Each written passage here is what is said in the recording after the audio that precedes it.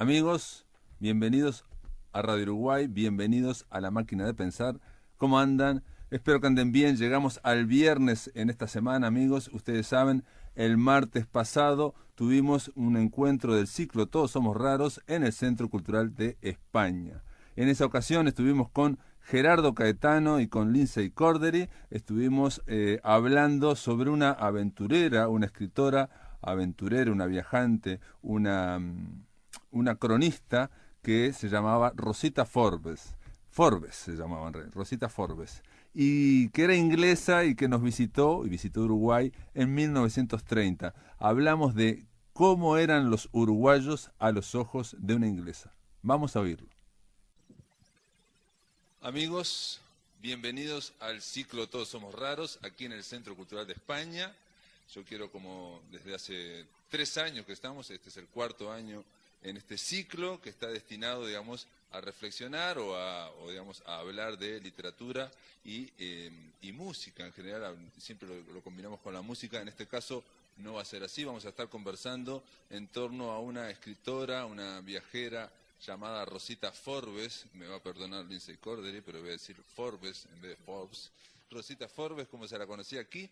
Y antes que nada, bueno, obviamente quiero dar gracias a las autoridades del Centro Cultural de España, a Radio Uruguay, a Andrés Capelán por la difusión en redes, Carolina de Cuadro está allá como productora de este programa y Pablo García como operador que, digamos, vamos a grabar esta charla junto a Gerardo Caetano y Lindsay Cordery. Hay que decirles que gracias a los dos en primer lugar por haber venido, ese sería el primer agradecimiento, por haber aceptado la invitación. Gracias a ustedes por estar aquí y nada, si les parece, arrancamos en torno a esta escritora que, hay que decir, yo no conocía de nada. Es una cronista, una aventurera, una escritora inglesa de principios del siglo XX. Murió en 1967 y bueno, nació en 1890. Ella nació con otro nombre, Joan Rosita Thorpe, y firmaba como Rosita Forbes el apellido de uno de sus esposos. Hay que decir que yo la conocí, reitero, gracias al libro de Gerardo Caetano, La República Vallista, donde él habla precisamente del primer vallismo, de la fundación del vallismo, esos años fermentales, donde de alguna forma se consolidó todo lo que es prácticamente el Uruguay durante todo el siglo XX y bueno, y parte del XXI. Y Gerardo al final tiene una adenda, tiene 2 apartados, donde hay 2 escritores, 2 viajeros que dan su visión del Uruguay de esos años, ¿no? Me refiero a la década del 20.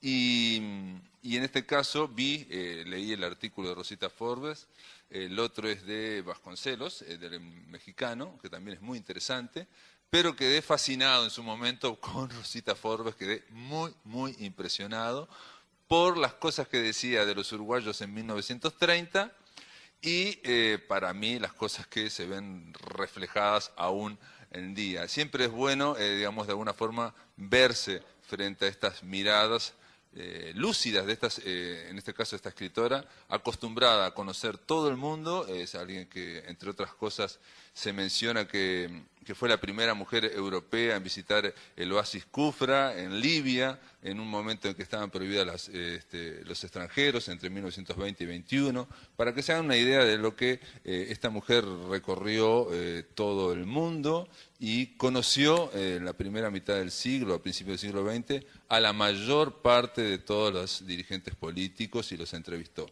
Pero vamos a darle la bienvenida a Lindsay Cordery, profesora de literatura inglesa y muchas otras cosas más. ¿Cómo andas, Lindsay? Bueno, profesora de literatura inglesa y punto, digamos. Bueno. Profesora de nada más. Bueno, me encantó, muchas gracias por invitarme y justo con Gerardo, que es un ya experto.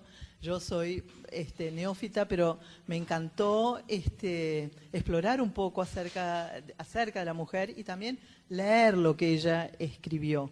Tengo aquí el libro al que nos vamos a referir, que es 8 Republics in Search of a Future, 8 repúblicas en busca de un futuro, y algunas cosas más. Entonces pensé en primer lugar hacer como una especie de, yo qué sé, hablar un poquito sobre lo que hizo Rosita Forbes, que es diferente de lo que hacían las otras mujeres que hubo en el siglo XIX, que también empezaron a viajar por el mundo y varias de ellas, muchas de ellas en realidad solas. Estoy pensando en viajeras inglesas y que nos dejaron sus crónicas, sus relatos, sus cartas, que forman parte de un riquísimo tesoro que es la literatura de viajes. Por ejemplo, pienso en una mujer que también, una onda como Rosita también, era una mujer de la aristocracia, se llamaba Lady Florence Dixie. Florence Dixie salió con su hermano y sus dos hermanos y su marido, y vino a recorrer la Argentina, pero en particular Patagonia, ¿no?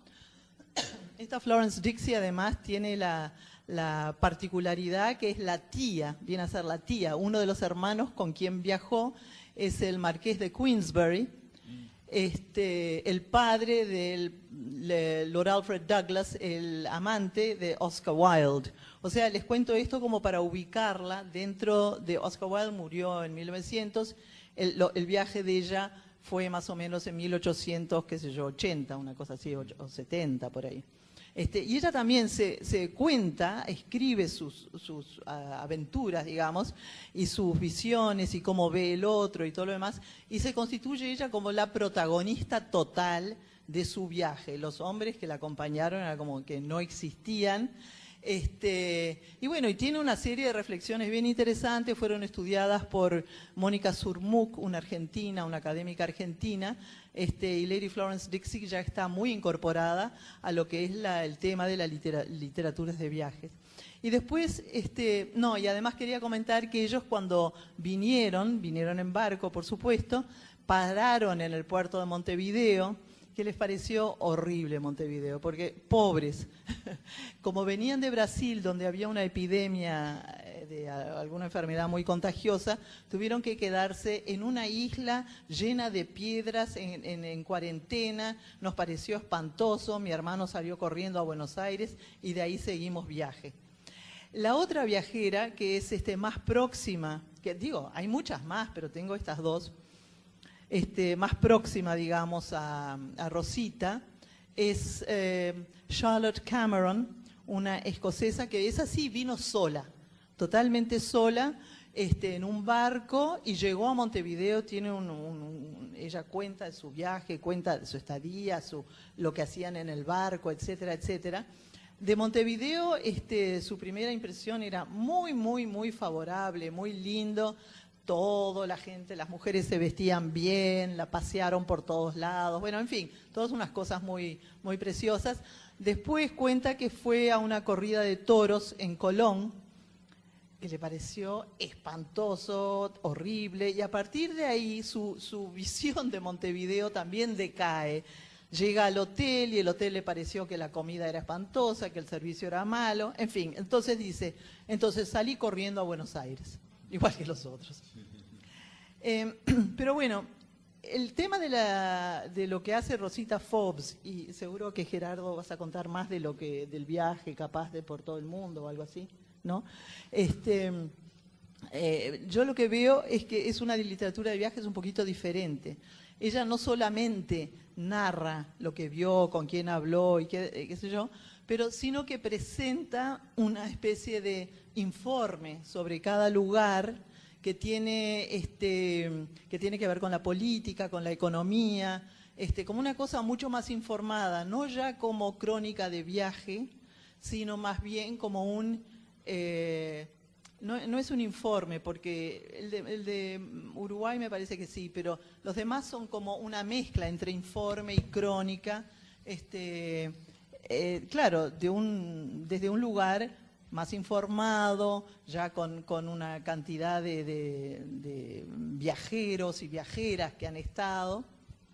Y bueno, y además quería señalar que Rosita que nació en 1873, no, 93, 1893, estaba claro, en Inglaterra en esa época era una época fermental, estaba todo el movimiento de Bloomsbury, el modernismo inglés, se estaban buscando cosas nuevas, el diferentes. Imperio inglés estaba. El Imperio inglés ya estaba medio, la verdad, ahora voy a comentar eso. Pero de todos modos había como una necesidad de salir y conocer el mundo, ¿no? De viajar, tenían esa posibilidad. Y Rosita era muy amiga de una mujer que era, pero loquísima, total, unas aventuras demenciales realmente, que se llamaba Idina Sackville, prima cercana, prima hermana de Vita Sackville West, que fue la amante de Virginia Woolf.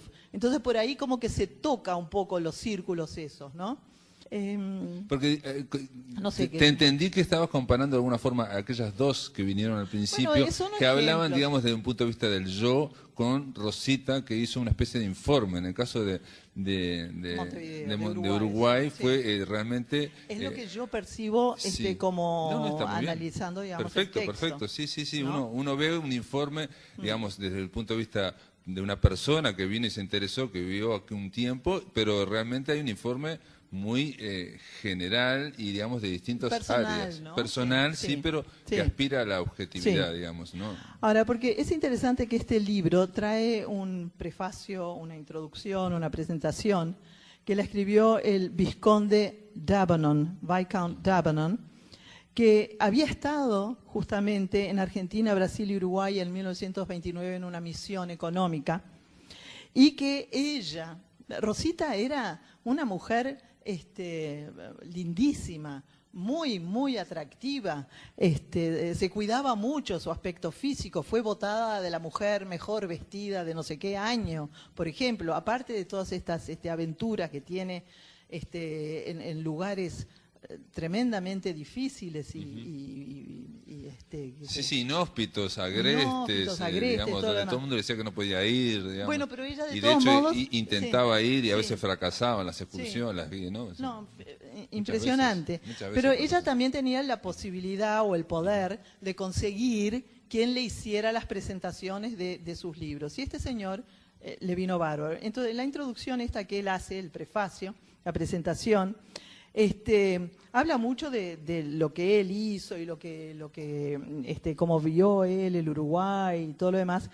Y entonces que ve que podría ser interesante para que la gente en Inglaterra se interese en toda esta parte sur, que presentar estos trabajos de este libro de Rosita Forbes. De todos los lugares que estuvo en Sudamérica, solo escribe sobre Uruguay la novela, ¿no? Bueno. Mientras que todas los demás relatos son más tipo relatos y no tanto informes como el de Uruguay. Ajá. En Argentina hay diálogos con con las personas que ella conoce, en todos lados ella dialoga, cuenta, no sé qué. Y queda una cosa que no hay ni una sola palabra de diálogo. Muy bien, bueno, Lindsay. Vamos. Amigos, continuamos escuchando el último Todos Somos Raros, los uruguayos a los ojos de una inglesa. Vamos a darle la bienvenida a Gerardo Cattaneo. Primero quería recomendar La República Ballista, que es un librazo de Gerardo, y que está ahí Rosita Forbes. ¿Cómo le va, Gerardo? ¿Por qué la puso a Rosita ahí al final? Y trajiste una biografía. Buenas noches a todos y a cada uno. Es una noche inhóspita, de modo que la presencia de cada uno de ustedes debe ser muy validada. Como suele ocurrir, yo me encontré con Rosita Forbes buscando otra cosa. Estaba trabajando la Tribuna Popular. La Tribuna Popular era un diario nacionalista, más bien de derecha, incluso llegó a ser filofascista. Y allí encontré algo que siempre nos ha fascinado a los uruguayos, que era la narración de una viajera. Claro. Los uruguayos desde el siglo XIX tenemos un idilio con los viajeros, que tiene mucho que ver con nuestra condición como país, con nuestra aventura. Nosotros siempre a los viajeros los requerimos como espejo. Exacto, sí, lo que yo decía, digamos, de la lupa, digamos, de Exactamente. la obsesión por reflejarse. Y les preguntamos ¿cómo nos ven? ¿Cómo nos ven y cómo somos? Si somos. Sí. Porque necesitamos en ese espejo, bueno, que nos vean. Y si quieren quedarse, ¿por qué se quedan? ¿Y por qué se quedan? Y siempre se busca, bueno, un elogio. Y, por cierto, que nos identifiquen bien claramente de que nosotros no somos argentinos. Exacto, sí, ese es el problema número uno. La visita de Rosita Forbes fue muy impactante. El editorial que a mí porque yo descubrí a Rosita Forbes, se titulaba "El Uruguay es un país gobernado por locos", lo cual refería a un célebre editorial del diario británico The Times sobre Uruguay, por cierto muy crítico, en donde había titulado una descripción sobre el Uruguay, The Fool Paradise, el laboratorio de los locos. Y el vallismo, y particularmente Valle y Ordóñez, tomó eso como un enorme elogio. Y no porque no supiera el carácter doble de esa referencia. Lo sabía, pero justamente reivindicó eso de ser un país laboratorio. Un país laboratorio. Típico de la visión del vallismo, y yo creo que una de las mejores cosas que el vallismo dejó, la idea de que un país pequeño podía ser un país laboratorio, en donde se experimentaran propuestas de avanzada. Perdón, y una de las cosas que vio ella es un desmesurado optimismo, ¿no? Aquí llega a decir en un momento, todo apunta a enfatizar en el sentimiento aparentemente presente en toda la costa este de América del Sur, pero en ningún otro lado tan fuerte como en Uruguay, de que el crecimiento será inevitable, ¿no? O sea, todo haciendo leyes, todo esto para el futuro, pensando que todo tiene que funcionar bien. Y además dijo algo muy impresionante, porque él entró, como había entrado José Vasconcelos, por Brasil. El norte, por Brasil, entró por Rivera. Entonces dice, después de haber dejado el Brasil, llegar al Uruguay es un rudo motivo de contraste. Desde aquel Edén se llega a esta otra nación, donde está entablada la lucha más moderna del mundo. Un experimento comparable al de Rusia, destinado a dejar exhausto al capital. Desde el jardín edénico a la utopía. He ahí el camino recorrido cuando se va desde Brasil al Uruguay. Bien, y allí dice cosas muy impresionantes, como que ella siempre había creído en el socialismo, pero así como siempre había abominado del feudalismo, no podía dejar de ver en el Uruguay una suerte de feudalismo al revés, y que había encontrado un gran optimismo, un increíble optimismo. Todo se construye para el futuro. En el Uruguay existe la creencia de que la educación es el supremo fin, cuando no deja de ser un medio. Existen demasiados profesores, demasiados universitarios, el trabajador manual ha sido abolido y se ha establecido así un desequilibrio forzado, según mi opinión. He visitado numerosas escuelas en el Uruguay y me ha asombrado ver que los niños sabían perfectamente quién era Bernard Shaw o Lenin, pero desconocían en absoluto el nombre de los apóstoles. Bien. No, habla de un ateísmo oficial también, ¿no? Pero sí. Bueno, ¿vos decís que es una exageración? Bueno, no sé. Un discurso siempre oculta. Y siempre exagera, capaz. Y un historiador nunca puede ver a un discurso sino como algo opaco. Claro. Y si el historiador se cree lo que un viajero dice, es un pésimo historiador. Pero también es un pésimo historiador si a la primera de cambio dice no. En realidad está queriendo decir lo contrario. No, ahí hay un fino equilibrio. Entre otras cosas, investigando a Rosita Forbes y a Lord Avernon, su vínculo, hay una hipótesis muy fuerte, que luego es refrendada por su libro Las 8 Repúblicas en busca de un futuro, de que Rosita Forbes, como otras viajeras y narradoras, hacía informes para el Foreign Office.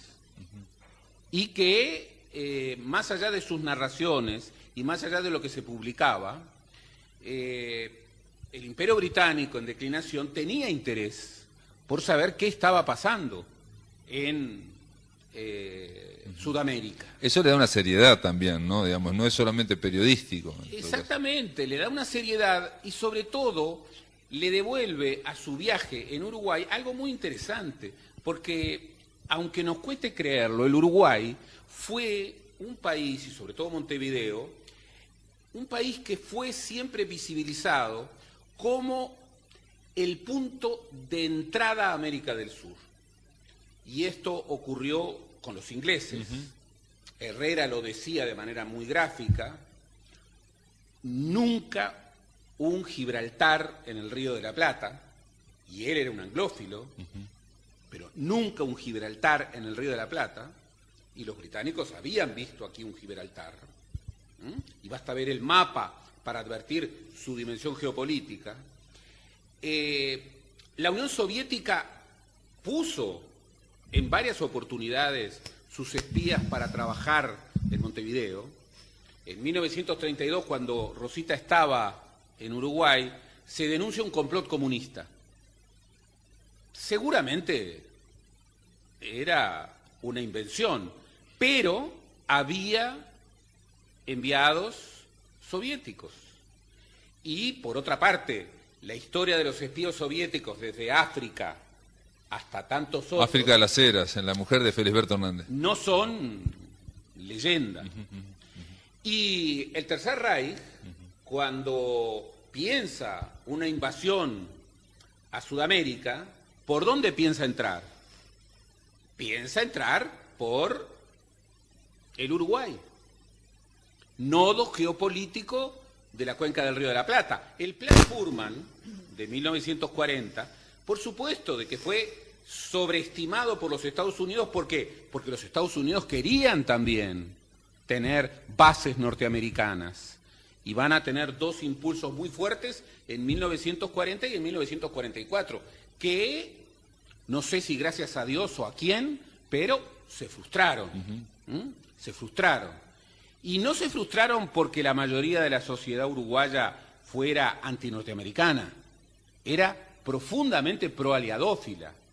Sin embargo, el extremo de una base norteamericana en territorio uruguayo, entre nada menos la Argentina, que ya en el 44 ya era peronista, pero que ya se perfilaba peronista, y el Brasil de Vargas, realmente podía traducirse como la guerra. Esta idea de un pequeño país, laboratorio, que tenía importancia geopolítica y que por eso era pensado desde afuera como un lugar apetecido, bueno, sigue siendo una aspiración, incluso una aspiración que muchos uruguayos ven con muy buenos ojos y que, a mi juicio, por suerte, el pensamiento internacional del Uruguay siempre ha reivindicado la idea, acuñada por Herrera, de nunca un Gibraltar en el Río de la Plata. Rosita Forbes, en su viaje, ella no estuvo solamente 2 veces, estuvo 4 o 5 veces. Y su libro lo terminó en el Uruguay.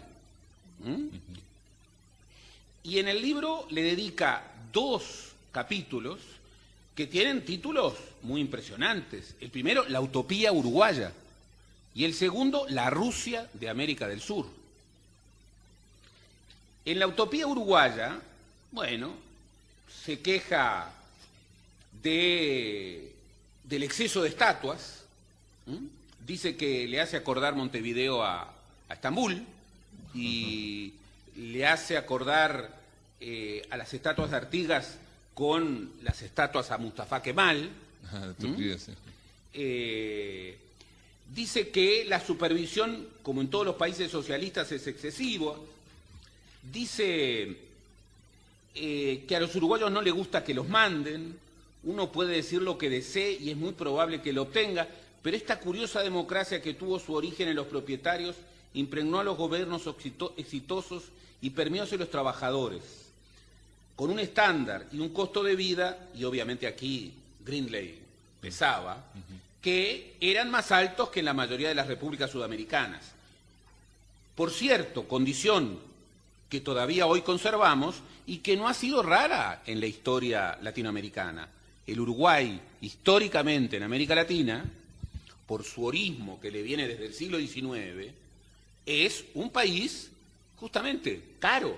Ha sido históricamente un país caro y ha encontrado en esa valorización, en esa relación con la moneda fuerte, una base de estabilidad, sobre todo frente, bueno, a sus dos vecinos que han sido, bueno, caros, baratos. Sí. Ahora ella una y otra vez, digo, lo que yo he leído, acusa o plantea que el experimento uruguayo, que es un país de una utopía de trabajadores, le falta conciencia del capital, por decirlo de alguna forma. Entonces dice, por ejemplo, pretende ser un país cosmopolita, pero no soporta que un extranjero haga dinero, por ejemplo. O dice, a las inversiones extranjeras se le quiere poner muchos impuestos, estamos hablando del año 31, ¿no?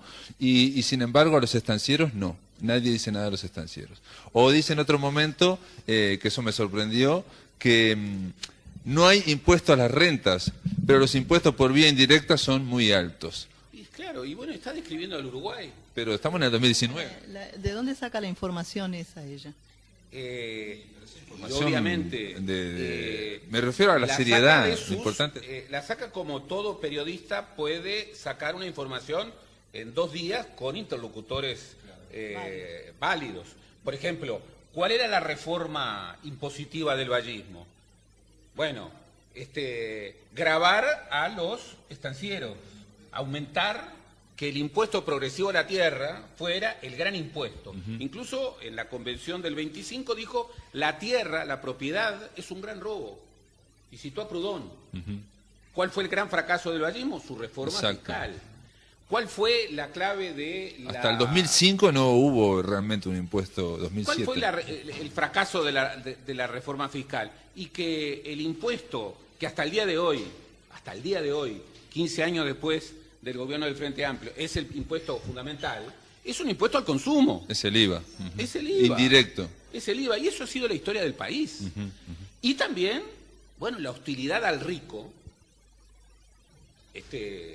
ha sido históricamente un estereotipo uruguayo. Veremos si subsiste, porque hoy tenemos la novedad de 2 millonarios que juegan a la política. Y veremos. Dice, por ejemplo, hipnotizado por el poder del voto de los trabajadores, no parece haber necesidad de ninguna otra clase de ciudadano. Como que en Uruguay no hay, no hay papel para otra clase de ciudadanos. Claro, una y otra vez está hablando de lo mismo, de que falta la idea del capital. En otro momento, al final, culmina diciendo, perdón que te diga, lo que en teoría es un país de trabajadores, si lo que en teoría es un país de trabajadores no desea convertirse en un país sin trabajo, la posición del capital debe ser reconocida. De otro modo, esta utopía va a colapsar. Claro. Lo dice en el año 30 y ¿qué pasó con el vallismo? 15, 20 años después colapsó. Greenley, y viniendo de aquella Inglaterra, por cierto que no era socialista, y por cierto que la visión del Uruguay, que sin embargo la conmovió, y vamos a ver cómo, no era la visión de una sociedad que digamos, que le provocara admiración. Ella dice, Uruguay sería el paraíso del trabajador si hubiera trabajo. Por la calidad y cantidad de sus experimentos sociales, esta pequeña república es la Rusia de América del Sur. Montevideo, y esto es la dramatización de Carlos Marx. Pero este socialismo uruguayo tiene bases curiosas. El individualismo especulativo del estudiante, cuya mente funciona solamente en canales que se suponen franceses, y las tradiciones patriarcales de todas las clases indígenas. Tal como se organiza en Uruguay, el socialismo es una combinación poco práctica de tolerancia y persecución. Y luego dice que, obviamente, que lo que le ha sorprendido son los niveles de educación en Uruguay, pero también cómo los uruguayos tienen el verano más largo del mundo. Sí. Y las vacaciones más largas del mundo. Y las vacaciones más largas del mundo. Y cómo, digamos, son un país absolutamente laico. Habla de cómo el diario de Valle llegó a protestar porque el entonces candidato Gabriel Terra llegó a acompañar a su hija el día que se casó. Sí, que no quieran que se... Y que pisaron una iglesia. Luego se sorprende por ese deshacimiento de los rubros, de los factores que sustentaban cualquier construcción económica capitalista, pero termina diciendo cosas muy impresionantes sobre Montevideo. Empieza a decir que pensó seriamente en quedarse en Montevideo. Me enamoré de Montevideo. Es una ciudad preciosa, rodeada de unas playas lisas de color marfil y de bosques de eucaliptos de un azul grisáceo. Se prolonga suavemente hasta Carrasco, bordeando el campo. Estaba decidida a quedarme a vivir allí, entre el río color de té, los prados de algodoncillos y los árboles de caucho. Esos pobres orgullosos con la corteza desgarrada, como los ajados brocados de los palacios. Y luego dice, lo que ocurre es que Uruguay es un país en extremo inverosímil, además de fascinante. Es como un cruce entre Carlos Marx y Kemal Atatürk. Esta encantadora e ilógica república que juega con el tiempo como si fuera una política que puede rebobinarse, ralentizarse o acelerarse prodigiosamente a placer. Y por las leyes también, la fascinación por las leyes, y una y otra vez ella habla de que no hay visión a largo plazo, que somos muy cortoplacistas, que nos gusta experimentar, y habla mucho de pijamas también, ¿eh? Digo, claro. Tres cosas, dice, menciona mucho a las arenas de las playas, que son fascinantes. Llenas de gente, y gente caminando por Malvin, por Pocito. Bronceada. Por entonces eran en pijama. En pijama, sí. En pijama, algo que bueno, que era muy típico en la época. En los suburbios de Malvin, un barrio conocido como la ciudad pijama, nadie se molesta en vestirse y cuando alguien vende pijamas pregunta, ¿son para dormir o son para la calle? Eso dice ella, ¿no? Pero menciona como 4 veces los pijamas de gente. Sería, se vestían de esa manera, decís tú. Sí, el balneario. El pijama. El pijama, no el camisón, el pijama que usaban los hombres, sí. Y las mujeres sí, también usaban, se llamaban pijamas, sí. Sí, pero el pijama era una vestimenta que se usaba en la calle. Sobre todo en verano. Pero la falta de visión a largo plazo y el tema del pijama, y el tema de que todo están bien y las vacaciones, una y otra vez está diciendo como que Uruguay se experimenta mucho, no hay una gran visión de largo plazo y somos un poco un poco indolentes. Gente, en este último bloque continuamos escuchando el Todos Somos Raros en torno a los viajes de Rosita Forbes. Claro, pero al mismo tiempo termina y en esa contradicción, la contradicción de la crítica, la contradicción del rechazo. De la fascinación. De la fascinación, termina conmovida, porque después cuando vuelve a escribir el libro, y esto lo recoge en su biografía, recoge un momento muy impresionante, que es la erupción de un volcán en Chile, cuyas cenizas llegan a Montevideo. Me instalé en Montevideo y me dediqué a escribir el libro. El ambiente que había allí era insólito y por tanto el adecuado. Un periódico londinense muy imaginativo me echó al fuego en un titular que decía Rosita Forbes en el holocausto de un infierno en llamas. Y entonces cuenta que las cenizas de aquella erupción volaron 6.000 millas tras de mí hasta el Uruguay. Yo no sabía lo que era aquello. Aquella tarde fui a cabalgar ¿Con quién? Con Hugh Grindley. Rosita casi hizo lo que hizo la feminista Belén de Zárraga, que vino con el marido en 1912 y una vez que se aprobó el divorcio por la sola voluntad de la mujer, lo primero que hizo es que se divorció y que le dedicó a José Valle y Ordóñez su libro de elogio al feminismo. Y entonces termina diciendo lo siguiente. Dice que fueron que fueron al campo con Hugh Grindley, y que en determinado lugar, en medio de matorrales que se agarraban a las dunas, sintió una cosa muy fuerte y dijo: es el fin del mundo. Tengo miedo. Hugh se rió de mí bajo aquella luz irreal que ya no procedía del cielo.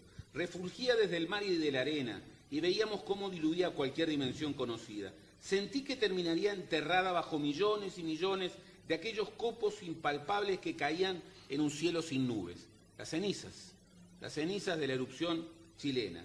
Aquellas cenizas habían recorrido 1.600 millas desde los volcanes andinos en erupción. Y Hugh le dice: pareces 20 años más vieja, admirado por el color gris de mi pelo. Y ella dice: yo me siento como si fuera 1000 años más vieja, le dije. Mi caballo llevaba la cabeza gacha. Estaba como yo, abatido bajo el peso del tiempo, pero igual que yo, fascinado. Esto es lo último que recuerdo de Sudamérica. Genial. Entonces, Genial. Por supuesto, hasta el trueno. Es como todo relato, Impresionante. es una contradicción.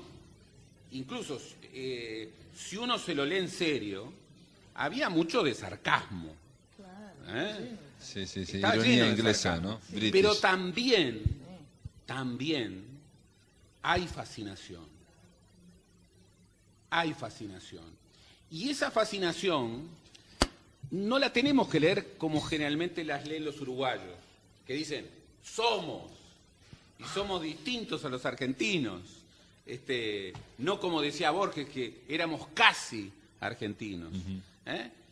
Vasconcelos, 10 años antes, se llevó una imagen, claro, en otro viaje por toda América Latina, que es nada menos que la raza cósmica.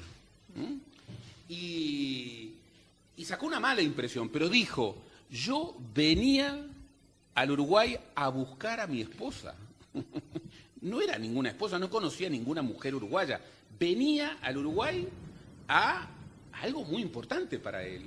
Venía a encontrar a su amor. ¿Por qué? Sí. Porque creía que ninguna mujer iba a ser tan maravillosa para mí, sino aquella que hubiera nacido en la patria de Rodó y en la patria de Juana de Ibarburú. Sí. Y me encontré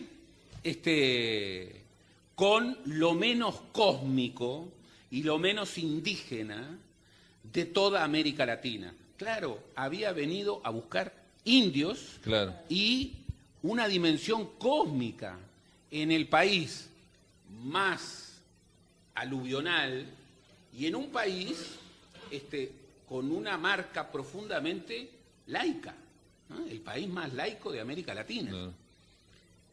Esa fascinación por la negativa o la positiva es algo que uno registra en los relatos. Es como que el Uruguay enfada o genera cercanía. Pero curiosamente,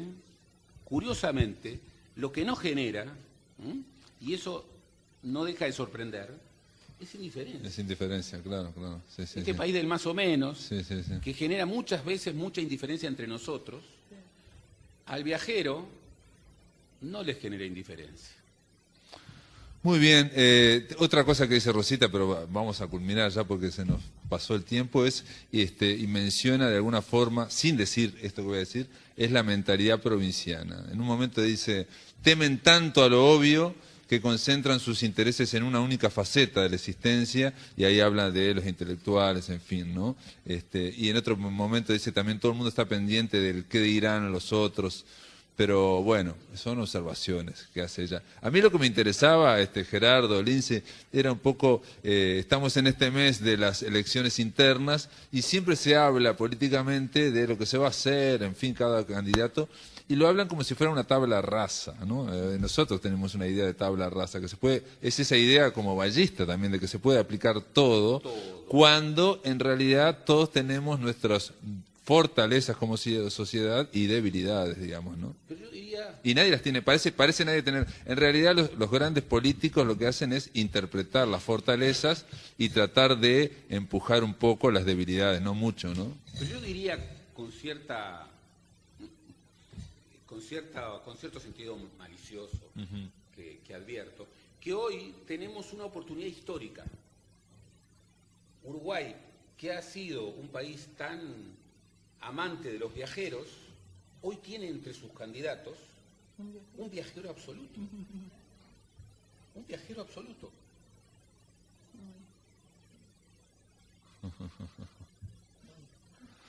Bueno, no vamos a decir quién es. Porque todos lo saben. No, pero también, Gerardo, un poco una reflexión al final, y Lince también, obviamente, cuando el Frente Amplio asume el gobierno, venía con esa idea también a veces de los que va a venir el cambio y se va a hacer un montón de cosas y va a hacer no sé qué, y si vos te haces un programa perfecto, se va a aplicar perfectamente. Un poco la idea, no voy a decir que de tabla rasa, pero hay esa idea como ballista. Y cuando se empezó a aplicar ese programa famoso, lo que hubo una gran decepción, o mediana o grande, bueno, uno lo puede medir, de que se fue como mediatizando, se fue la reforma del Estado, la madre de todas las reformas, todo se fue como empantanando, el impulso y su freno que dijera Real de Azúa, pero se vio en los hechos. Pero ¿y después? ¿Después vuelve. qué? ¿Vuelve qué? Y vuelve. El vallismo vino a la conferencia de Ottawa, Uruguay vivió una crisis económica importante. Importantísima. Vino un golpe de Estado. Por dado eso. por la policía. Claro, pero por el eso. vallismo neto se fue a la abstención con el nacionalismo independiente, pero luego Volvió el 20 años vallismo. después, sí. Volvió con Luis Valle. Después vino otra crisis. Pero lo que planteó Rosita, que iba a colapsar el modelo, le acertó. Colapsó, pero el modelo colapsa, pero vive y lucha. Ah, no, se mantiene, claro, sí. Y sí. Y la pregunta es cómo los uruguayos que han odiado ese modelo, que lo han odiado profundamente, Real de Azúa era muy crítico, por ejemplo. Tucho Metol, Greenley, Quijano también. No. Quijano era más crítico. Eran críticos. Sí. Nunca pudieron prevalecer. Ah, no, de acuerdo. Sí. Nunca pudieron prevalecer. Entonces, allí hay una construcción llena de problemas, pero que también tiene su arraigo. Una base real, sí, que con la que hay que contar, obviamente. Ella dice en un momento que, eso no lo dijimos, pero dice que están todos contentos porque se acaba de municipalizar el mejor hotel que tiene Montevideo, el Hotel Casino Carrasco. Y ella dice, será un fracaso municipal.